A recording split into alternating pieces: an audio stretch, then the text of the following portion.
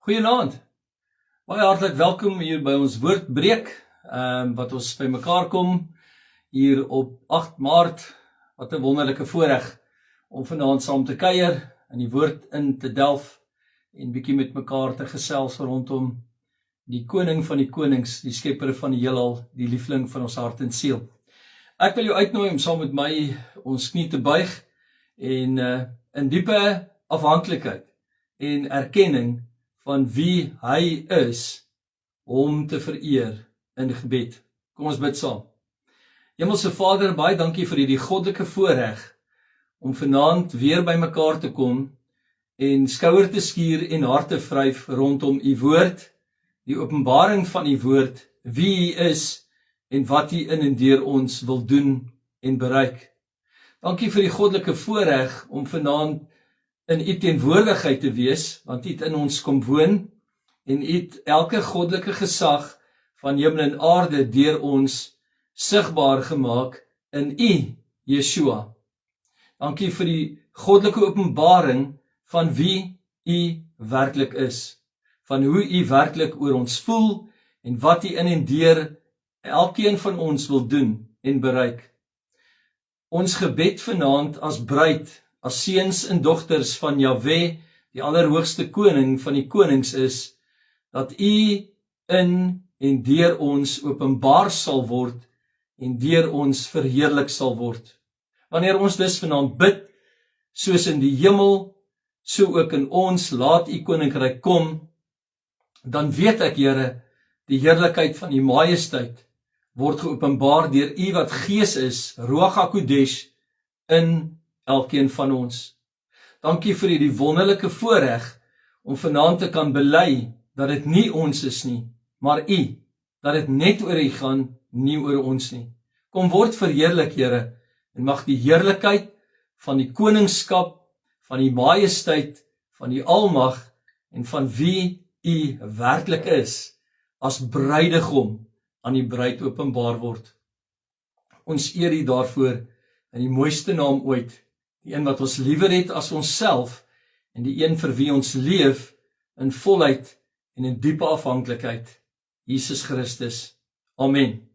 Ek wil vanaand met jou kuier oor die gedagte, what the devil fears the most. What the devil fears most. En as jy dit in Afrikaans sê, dan klink dit nie so kragtig nie wat die duiwel vrees, of wat hy die bangste is voor.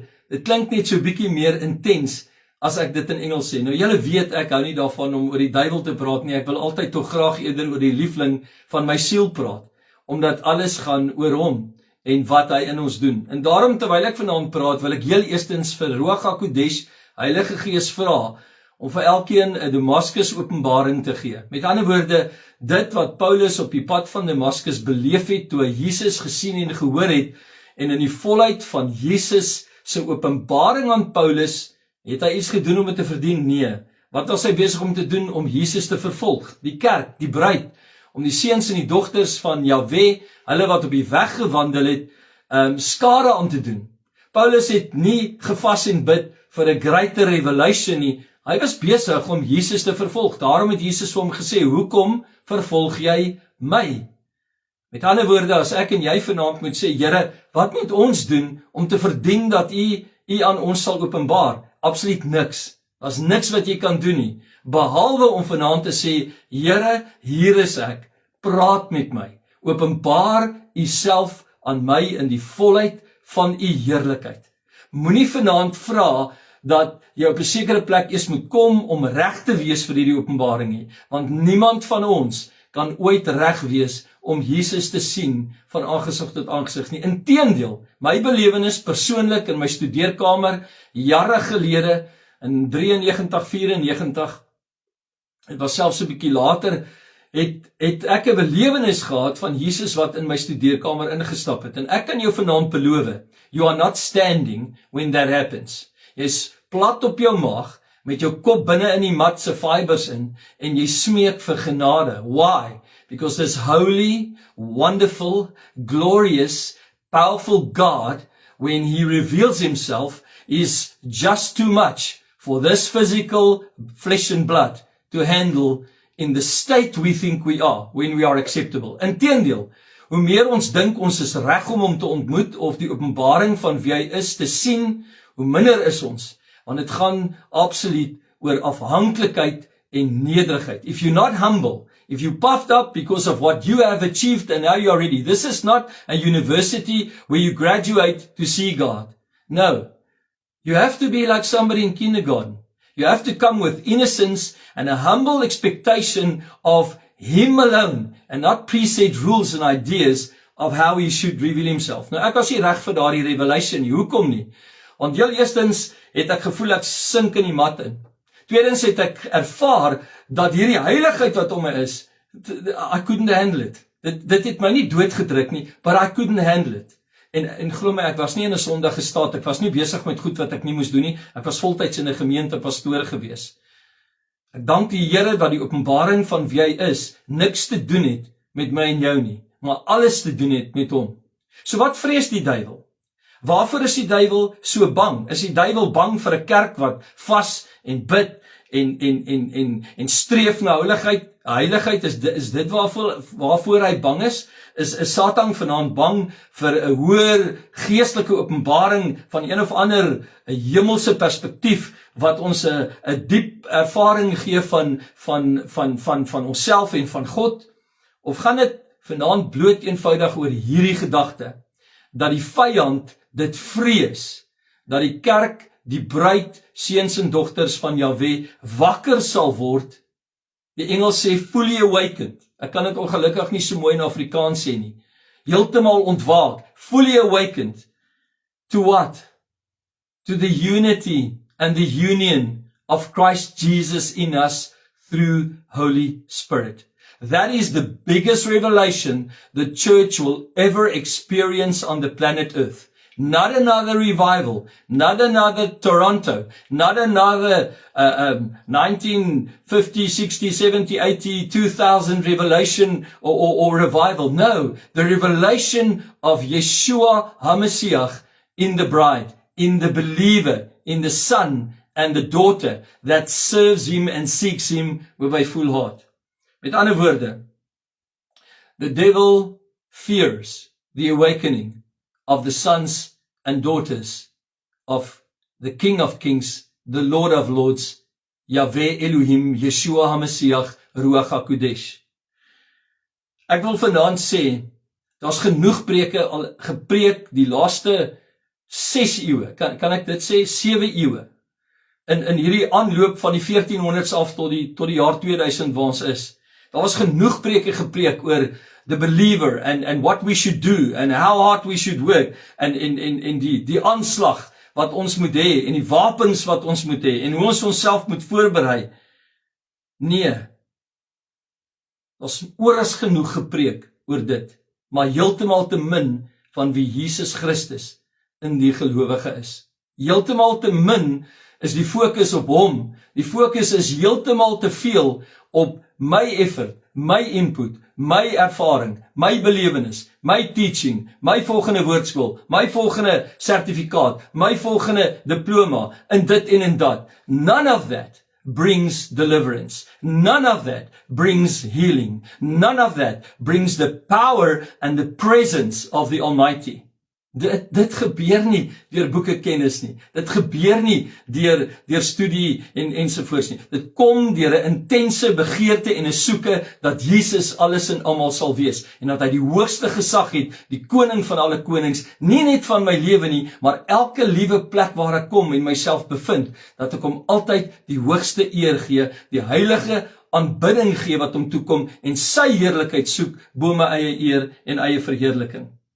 Jy sien, die oomblik wanneer jy weet wie Christus in jou is en wie jy in Christus is, gebeur daar iets. Dis waarom Paulus in Kolossense 1 vers 26 en 27 sê, it is a mystery hidden through all the ages. That's only been revealed. Who? Revealed in the last days to us. Hoe is dit reveal? Hoe is dit oopgebreek? Hoe is dit oopgemaak? Well, the greatest secret of all time.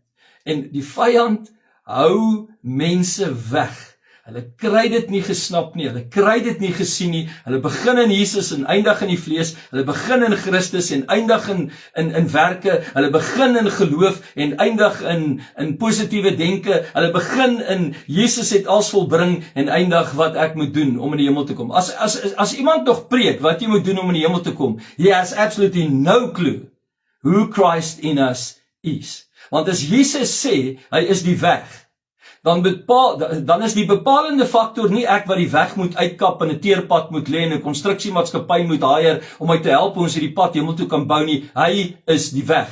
Finish en klaar. Wat beteken dit?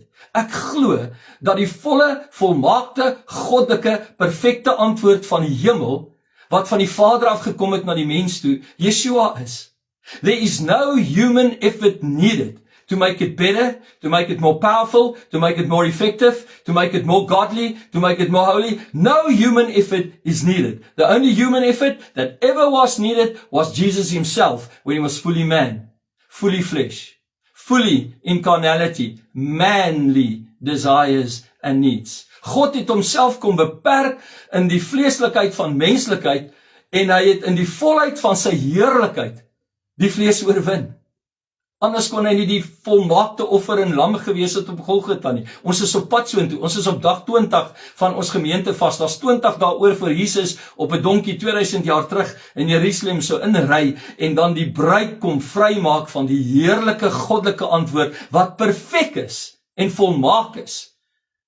The moment humans try to add to it, and they preach that you need to do this and do that, you need to do more of this and less of that, that more and less is more or less wrong. You see, the answer to go to heaven is Yeshua. Hy's die weg. Hy's ook die waarheid. Hierdie is nie persepsie nie. Hierdie is nie idee wat ek vanaand voorhou nie. Lucifer vrees met alles wat in hom is, dat die gelowige vanaand sal sien wie Christus in hom is en hy in Christus is. Because when that happens, when that realization and revelation of who he really is happens, you will love him like you've never loved him before. I cannot teach you that.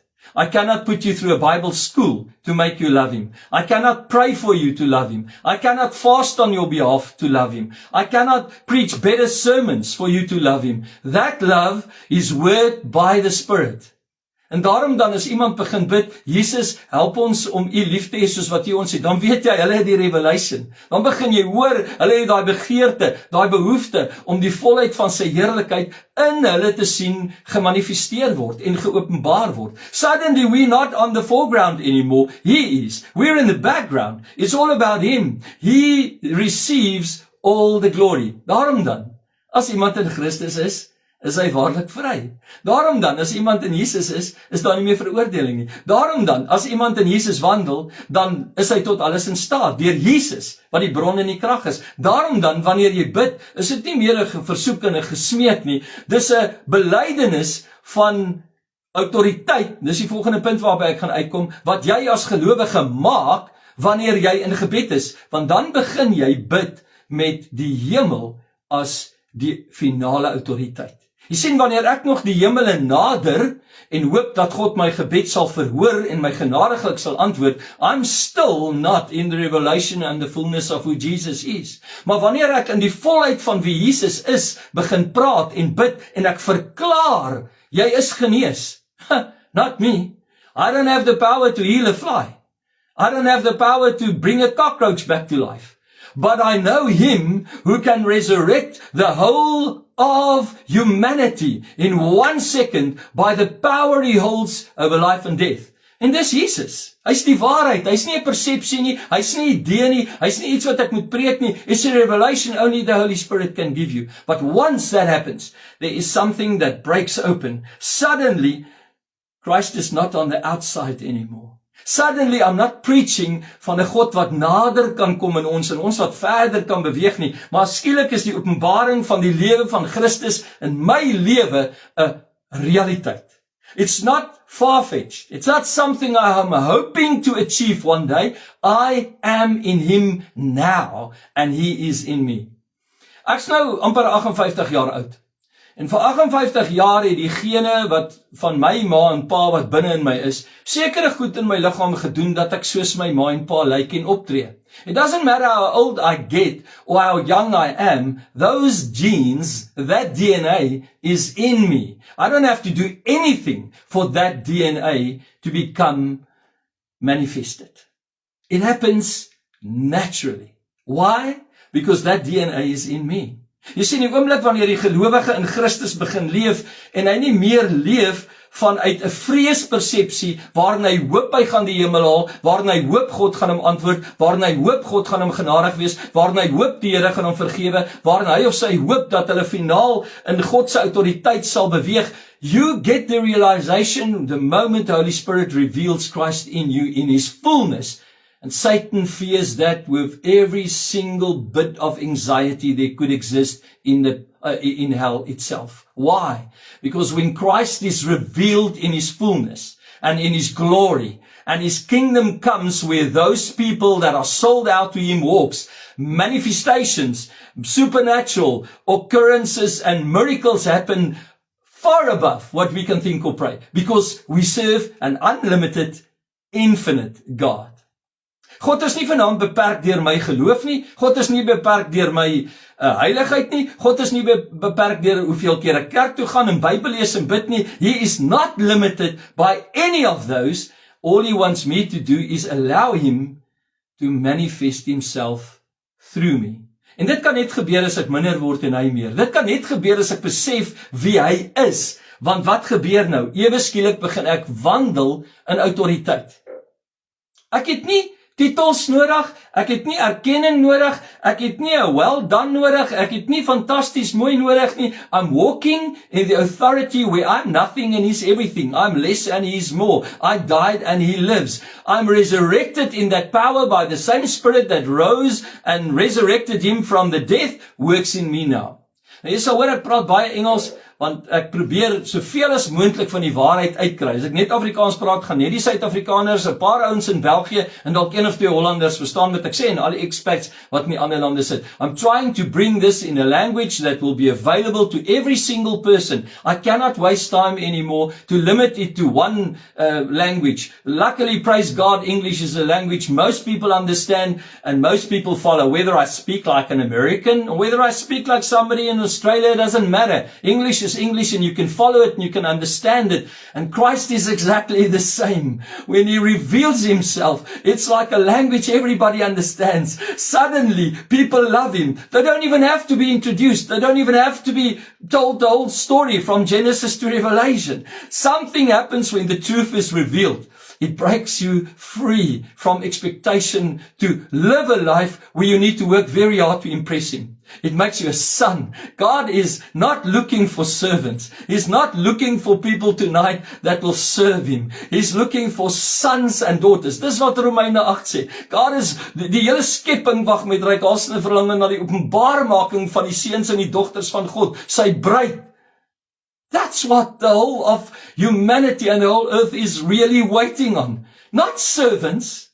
A servant in my house doesn't have rights. They don't have authority. The authority they have, I give them. If they overstep a boundary, I can fire them. If they do something wrong, I can tell them, pack your bags and go. That's what a servant is. I'm not going to chase away my children when they break something, when they take 10 rand out of my wallet, which they did a lot when they were smaller. Yeah, Mel, Jandri, do you remember those days? You know, they think that's stupid. He cannot calculate. I know every single minute of the day how much money is in my wallet. There's normally very little. But when there is, I know the amount there is. You see, once you start living as sons and daughters, you tap into something else. God is not looking. Old covenant, yes, servants. New covenant, sons and daughters. Dis waarvoor die hele skepping wag. Kan jy dit imagine? Die hele aarde sug vanaand, want die aarde wag dat die gelowige bruid, wat gewas is in die bloed, vanaand hulle posisie in Christus sal begin raak sien en wie Christus in hulle is, sal leef in volheid sonder kompromie. The moment that happens, That authority brings a finished work in you, where you don't preach about what you need to do to get closer to God, what you should stop doing so that you don't get too far away or that you might miss Him completely. You see, it doesn't matter what I do. I can even dye my hair. I will still somehow look like my earthly father. I can go and try and change my personality. Somehow, some of what's in my mum and dad will still break open and be manifested in me. Ek sit by mense, dis nou familie, julle ken my nou maar net as 'n pastoor of as 'n vriend of wat ook al, maar julle ken my nie as 'n familielid nie. So julle het my nie sien groot word nie. Maar die mense wat my pa geken het en my ma geken het en familie is en my sien groot word het. Wow. Ek sal baie keer sê, as jy lag nou net soos jou pa. Hoorie wat jy nou daar sê, dis nou kurp uitgetrek, dis my ma, dis haar noemnaam. As jy so maak, as jy so optree, daar hoor ek ou Dan Tyson nou praat. Daai laggie van jou, mense sal in 'n winkelsentrum staan en sê hulle het my lag herken. Weet jy hoe baie het ek dit gehoor van my pa? Is 'n mooi kompliment. Maar is in my DNA. I don't have to do anything. I don't have to wake up this one day and say, I want to be more like Dan. I want to be more like Kirby. I'm going to try my best today to be like a Tyson. It is in my DNA. The moment you walk in that authority and you submit yourself to God, what happens? You will have the ability to resist the devil just like Jesus did. Come on, Pastor, that's not possible. Well, if Christ lives in me and I live no longer, and the finished work of the cross has been brought to life in me through Holy Spirit manifesting Jesus Christ, then suddenly I have no authority. I have all authority in Him. Ek is tot alles in staat deur Hom wat my die krag gee. I'm not walking here and I've prayed more, I've worshipped more, I've done this more, I've worked harder. It becomes eminently visible. That revelation of Christ to me, in me, brings authority to believers to walk in the same authority that Peter, Paul, and all the other disciples were willing to lay their lives down by being tortured and murdered. That can only happen by revelation. Jy sien, want revival hou net 'n rukkie.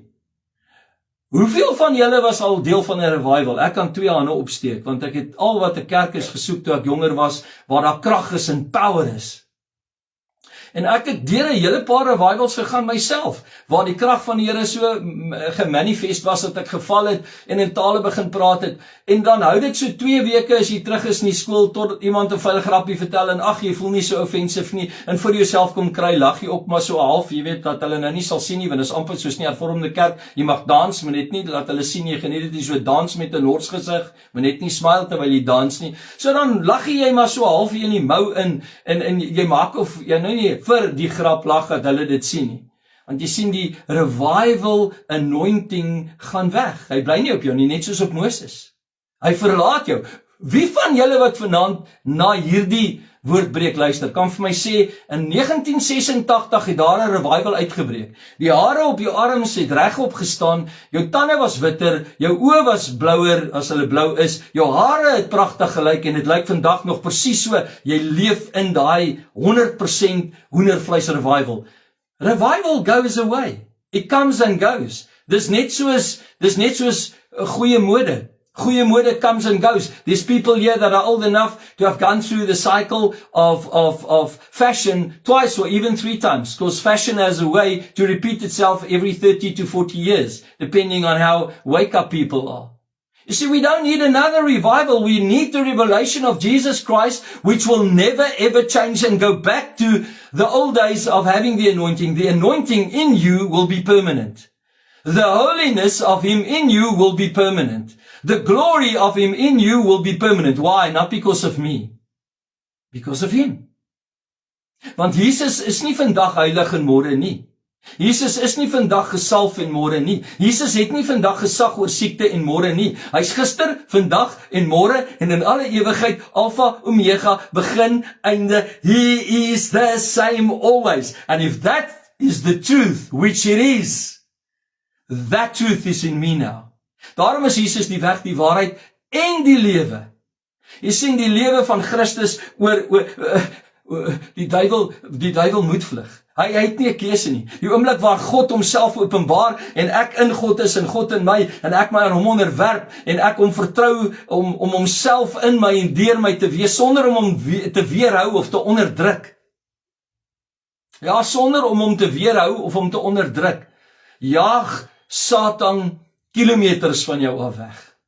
Because he cannot stand the presence of the holy King we worship.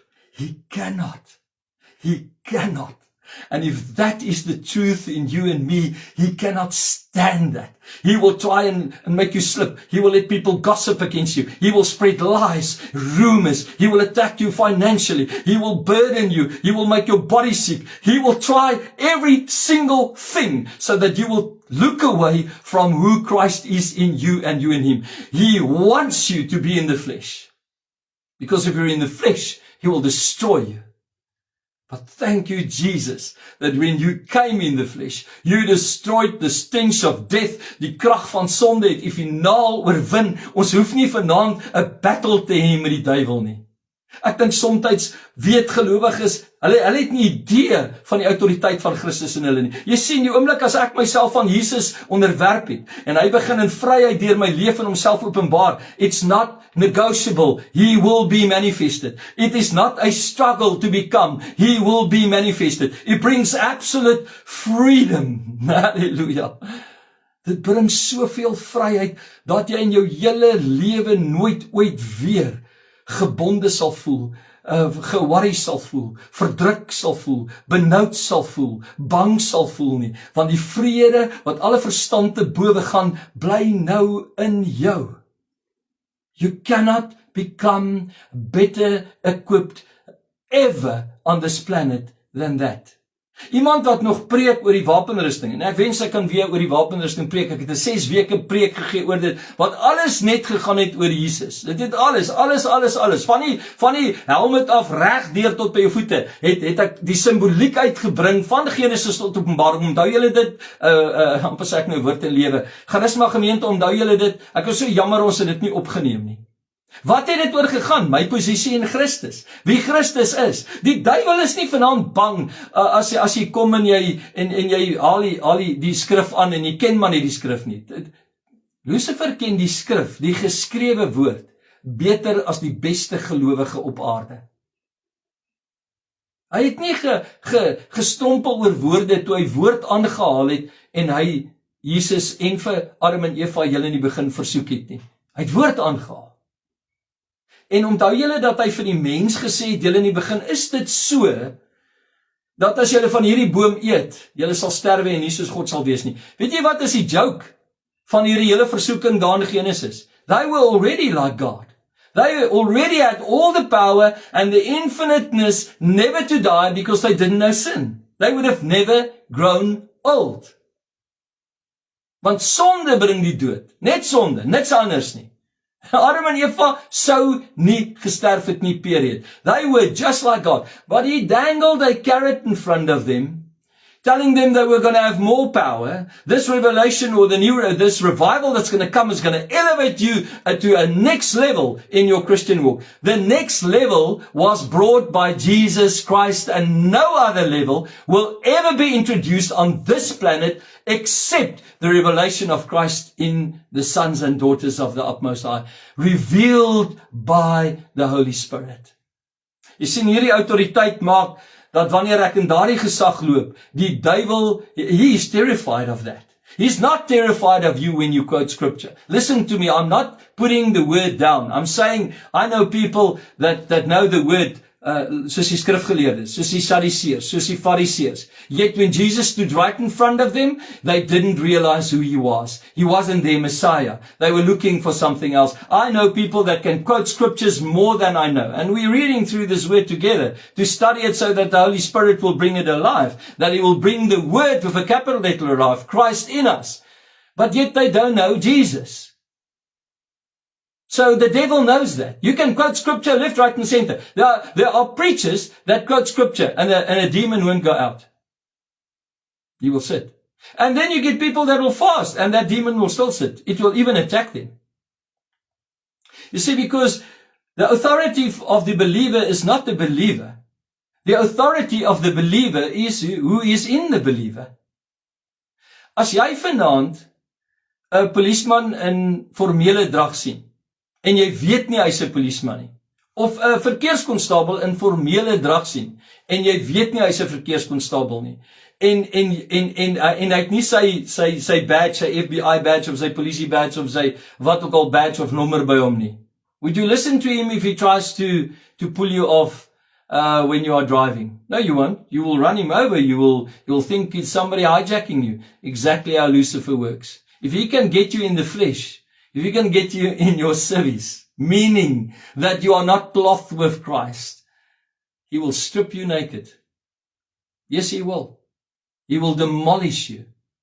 Because you and I do not have the authority in ourselves to fight him and resist him. Only when we are in Christ, we are more than conquerors. We're not more than conquerors out of Christ or without Christ. Our victory is in Christ. Our authority is in Christ. What else does he fear? He fears unity between heaven and earth. The moment you start walking, knowing who Christ is in you, the revelation of him, knowing the authority that he possesses, that he releases through you, knowing that means heaven and earth becomes a unity in agreement. Soos dit in die hemel is, so op die aarde. Alles wat jy op die aarde bind, sal in die hemel. Ons haal die skriffie aan en dink ons het dit te doen met die skriffie. Ek ken gelowiges wat die skriffie aanhaal, op hulle yskas plak en alles. Jy kan hom op elke muur in jou huis plak. As jy nie verstaan wat dit sê nie, it will have zilch power. And remember, the word of God has power. I'm not trying to defeat the fact that the word has power. I'm saying that if you don't understand what that means, when you have the authority, not yours, his. When you have the revelation, not a deeper revelation, a revelation of who he is, unity, union, then suddenly, when you speak, everything you say is in agreement with what happens in heaven.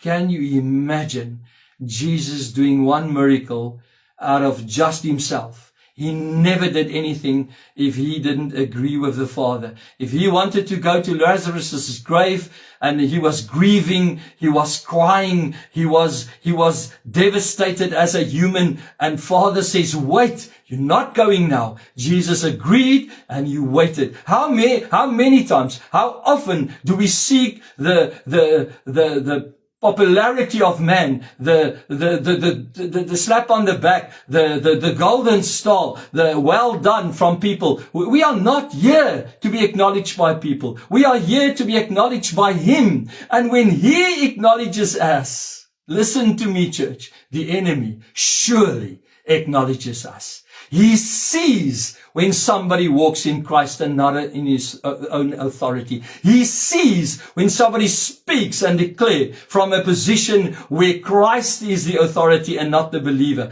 He sees it when the unity is more of you, more of him, less of me, more of him, less of me. He sees that. He acknowledges that. He's terrified of that.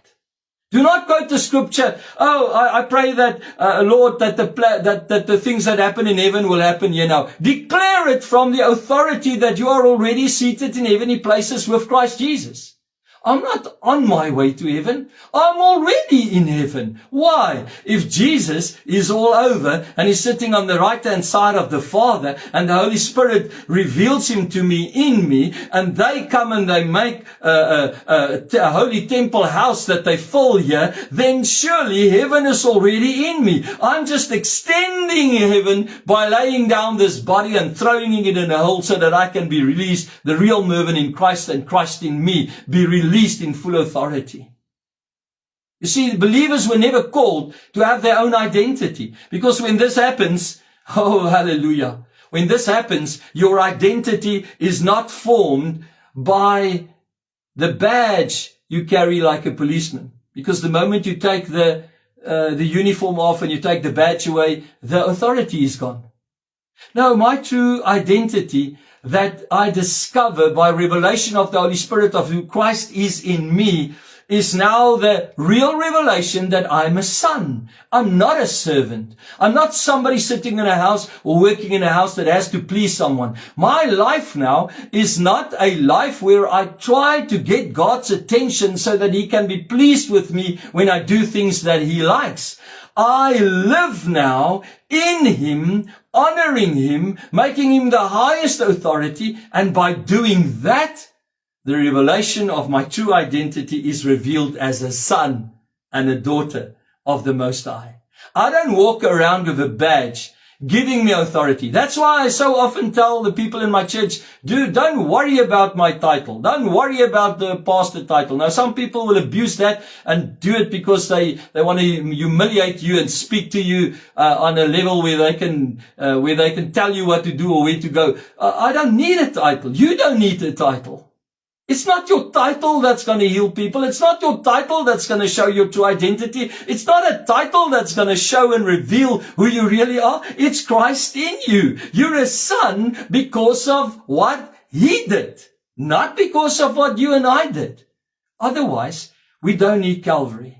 Otherwise, we can take Calvary out of the equation and say, well, it was 50% God, and I need to add my 50% so that I can get to heaven. Then Jesus only did half the work on Calvary. And then it's not the truth if He says, I'm the way, I'm the truth, and I'm the life. Then it has to say, I'm 50% truth, I'm 50% life, I'm 50% the way, and you need to do your part now. You need to throw in your 50% so that we can meet each other halfway, and so that we can then, and that's why a lot of people say, yes, that's why the Bible says Jesus is coming halfway and then He meets us in the air. Listen, the moment Jesus is revealed, this body will fall away. Paul says those who are in death will not be those that are still in flesh and in carnality. They will not be ahead of them, because in that same moment, this body, this wretched carnality will fall away like dirty clothing and dirty rags, and the fullness of Christ in the real man, in real identity, will be revealed in the fullness of power. Die laaste ding waaroor ek vanaand wil praat is hierdie. Satan fears love more than power. You need to write this down, because I believe in most churches, they don't preach love, they preach power. People run after power. They go to conferences to receive power. They pray for power. They will even confess with their mouth, oh brother, the days of power is coming. The days of revival is coming. Heavens have been declared through Jesus. The glorious Son of God was given to humanity, and we still look for power. We still look for acknowledgement. We still look for the next revival. What's wrong with the church? The bride is supposed to run after the groom like never before, acknowledging Him in the fullness of their love and fearless whether they lose their own lives or not. Listen to me. When the devil can get the church to believe they need power, it's actually a confession that Christ is not enough. It's actually a confession that there's something that we need to add to Jesus. We need to add this to the cross, 1 plus 1, and then it's going to be 2. We don't need anything more that the Father already gave in His Son. We don't need anything more than the Holy Spirit that was given to the church for the believers to walk in full authority and in the true identity and union with who Christ wanted them to be in Him and us in Him. Listen to me, church. When true love is revealed, when godly love is revealed, and listen to me clearly, the devil is not happy. When true love is revealed and perfect love is revealed, fear breaks out in hell. Because when people in a church walk in perfect love, they will be walking in perfect union. That unity will bring the perfect image of Christ, their true identity, and it will release, yes, the power of heaven. Because whatever we declare here in line and agreement with Him will be revealed. Hallelujah. Will be revealed. Hallelujah. So I am inviting you to seek perfect love and not power. Don't pray tonight for more power. Don't pray tonight for more of this and more of that. Listen to me, church. Perfect love, and that's 1 John chapter 4 and 5. Perfect love removes fear. Don't have to pray for people to become bold. They need to love each other more. They need to love people the same way Jesus loves them.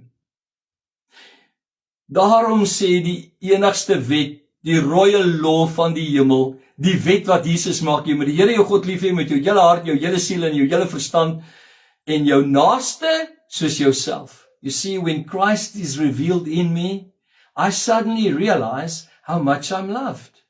I suddenly understand that this love is not based on my performance or my degree of understanding or even my degree that I have, which I've studied for. It is revealed by the Spirit, Holy Spirit. And where that perfect love rules, it removes fear. It removes accusations. Ek praat nou nie van daai wat jy vir die ou sê, hoorie jong, jy mag nie daar parkeer nie. I'm talking about the accusations the enemy bring against the church, against you and me. Attacks us and tell us, no, we don't have authority. You prayed so many times and nothing is happening. He wants you to believe the lie. So he accuses you. Can even falsely accuse you. Perfect love destroys accusations. Kom ek verduidelik dit. As 'n kind iets gedoen het wat hy nie mag gedoen het nie, en 'n ma en 'n pa wat daardie kind liewer het as wat hulle self het, hoor dit. Wat sê hulle? Vat hom, sluit hom toe, stuur hom vir 'n verhoor en laat hom hang. Is that true love? No, true love says, ek glo nie wat julle vir my sê nie. Ek glo nie 'n woord nie. Ek gee nie om wat se evidence julle bring nie. Ek gee nie om wat se foto's julle my wys nie. Ek gee nie om wat se storie julle my vertel nie. Ek het my kind lief en ek gee nie om wat julle sê nie. My kind is onskuldig. That's true love. That's true love speaking there. You can bring the facts. True love will say, those facts, take them. I don't care. It's not, my kid didn't do it. You see, when you are truly forgiven, when you are truly forgiven, no accusation, the world, family members, friends, enemies, the devil. Doesn't matter what they bring, what they accuse you of. The Father's love exceeds that, exceeds that, exceeds that. It's not limited to humanity anymore. It's not limited to perceptions anymore. It's not limited to feelings anymore. It's not based on a subjective emotional level. It's in a higher hierarchy of objective, godly, supernatural love that says, I acquit you, my son and daughter. I acquit you, my bride. I acquit you, humanity. I've taken your punishment so that you are now righteous. Perfect love. When a church, how do you know a church functions in perfect love? The first place is when people gossip. People will say, you know, that's nothing. I love that guy. You know what? What you're saying might be the truth, but I still love this person. He's got much more better qualities than he's got bad qualities. Iemand iets van jou kind vir jou kom sê, selfs die juffrou wat jou kind, dan sê ek sal haar juffrou uitsort. Sy moet nie dink sy praat so met my dogter nie. Jou dogter kan dalk die stoutste kind in die klas wees. How do we know? The Father's love exceeds whatever accusation or condemnation the world can bring against you. Jesus paid for it because he saw enough value in you to love you more than he ever loved himself. Ek wil jou vanaand uitstuur en vir jou sê, as jy verstaan wat ek vanaand sê, dan het dit kosmiese reperkusies en implikasies. Nie subjektiewe kerklike denominele gesag nie, dit het kosmiese bo-natuurlike goddelike implikasies. En hierdie implikasies lê nie op 'n vlak van wat ek as mens aan jou kan openbaar nie. Net Jesus en die Heilige Gees kan dit aan jou openbaar en oopbreek. Ek bid vanaand vir 'n Damaskus openbaring van Christus binne in die bruid. Ek bid vanaand vir Jesus Christus om in elke gelowige volle gestalte te vind deur die manifestasie van die openbaring van die Heilige Gees in so 'n mate dat revival, ja, julle hoor nou die woordjie, binne in mense sal uitbreek en hulle dit revival sal noem, maar eintlik is dit nie revival nie. It's just the realization of the revelation of who Christ is in us. Once the church start walking in that authority, in that identity, in that unity, the church will be powerful, not because of signs and wonders, but because of the godly love that flows through the church. Ek bid dat jy 'n fenominale week gaan hê. Ek bid dat wat ek vanaand bedien het, sal deurbreek soos 'n lig in duisternis. Ek bid dat hierdie openbaring van die lig van Jesus, waar dit ook al plaasvind nou in jou huis, in jou werk, in jou gesin, in jou familie, op die golfbaan waar jy is, so kragtig sal wees, dat geen duisternis dit sal kan uitblus nie, want 'n vuurtjie is al wat nodig is om duisternis weg te jaag. And I believe this light is not just a little match that we're lighting. It is Christ in us. The light that shines like the star that was in the heavens for everybody to see. It is powerful. It is dynamic. It is immense. It is transforming. It is Jesus in the fullness of His glory. Mag jy 'n fenominale tyd hê en mag die Heilige Gees Jesus so aan die bruid openbaar dat wanneer ons volgende week weer by mekaar kom, ons mekaar nie sal herken nie as gevolg van hoe groot ons is nie, maar hoe groot ons God is deur die openbaring van Jesus Christus in elke gelowige. Ek bid dat as ek jou weer sien, ek jou nie sal herken nie, bloot omdat wat Christus in transformasie in en deur jou kom doen het, so powerful sal wees, dat ek 2 keer sal moet kyk, en sal moet sê, something happened in you, I can see it, I can sense it, I can smell it, I am aware of it, I acknowledge it, it is Christ in you. Here seën jou, ek sien jou volgende Sondag, selfde tyd, selfde plek. Amen.